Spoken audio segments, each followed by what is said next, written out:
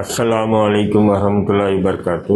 என் அன்பு நிறைந்த இஸ்லாமிய சமுதாயமே, உங்களுக்கு எந்த விதமான பணி சுமைகள் இருந்தாலும் கண்டிப்பாக உங்களுடைய வாக்குகளை நீங்கள் செலுத்தி விடுங்கள். இப்பொழுதுதான் நாம் நம்முடைய வாக்குகள் யாரை தேர்ந்தெடுக்க வேண்டும் என்கின்ற ஒரு முடிவுக்கு வருவோம். குறிப்பாக இன்று தமிழ்நாட்டிலே இஸ்லாமிய அமைப்பு தலைவர்களும் உலமா சபையும் குறிப்பாக பள்ளிவாசல் இமாம்களும் யாருக்கு ஓட்டு போட வேண்டும் என்கின்ற ஒரு தீர்மானத்தை வைத்து இவர்களுக்குத்தான் ஓட்டு போட வேண்டும், குறிப்பாக திமுக கூட்டணிக்கு தான் ஓட்டு போடணும் அப்படி என்று பிரச்சாரம் செய்து வருகின்றார்கள்.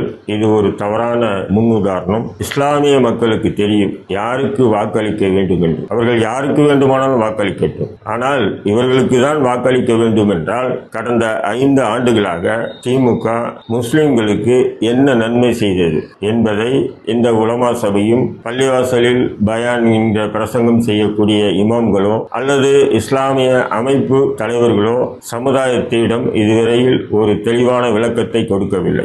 5 ஆண்டுகளில் திமுக முஸ்லிம்களுக்கு செய்த துரோகங்கள் என்றால் நிறைய இருக்கு. குறிப்பாக அம்மாப்பட்டினம் ரஹமத் நகரில் சுமார் 500 இஸ்லாமிய வீடுகள் இடித்து தரைமட்டமாக்கினார்.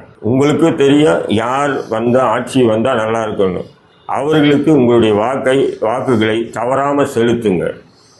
அதை விட்டுட்டு ஒரு விதமான ஒரு நெரட்டிவை, அதாவது திமுகவை தான் வாக்களிக்கணும் இல்லை பாஜக வந்துடுன்னு பாஜகவை காட்டி இஸ்லாமியர்களை மிரட்டக்கூடாது. ஏனென்றால் இஸ்லாமியர்கள் இறைவனை தான் பயப்படுவார்கள். பாஜகவுக்கோ அல்லது வேறு யாரை கொண்டு பயப்பட வேண்டிய அவசியம் இஸ்லாமியர்களுக்கு இல்லை.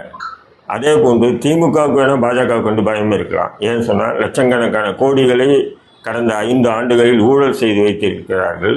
அந்த ஊழல் பணம் வெளியே வந்துடுமோ, ஊழல்வாதி நம்ம கைது செய்யப்படுமோ என்ற அச்சத்தில் அவங்களுக்கு வேணால் திமுகவுக்கோ அல்லது திமுக கூட்டணியில் இருக்கக்கூடிய கட்சிகளுக்கோ பாஜக மீது பயம் இருக்கலாமே தவிர இஸ்லாமியர்களுக்கு பாஜக மீது கொஞ்சம் கூட பயம் இல்லை. ஆனால் பாஜகவுக்கு வாக்களிக்க மாட்டாங்க, அது வேறு விஷயம்.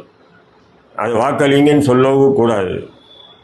அதே நேரத்தில் யாருக்கு வாக்களிக்க வேண்டும் என்று ஒவ்வொரு முஸ்லீம்களும் அவர்களாக முடிவு செய்ய வேண்டும் என்பது இந்திய தேசிய லீக் கட்சியினுடைய ஒரு கோரிக்கையாக வைக்கின்ற.